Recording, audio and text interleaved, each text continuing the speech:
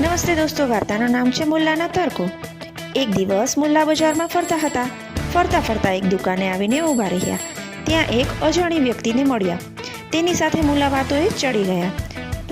વાતમાં મુલ્લાએ એ વ્યક્તિને પૂછ્યું કે તમારો ધંધો કેવો ચાલે છે.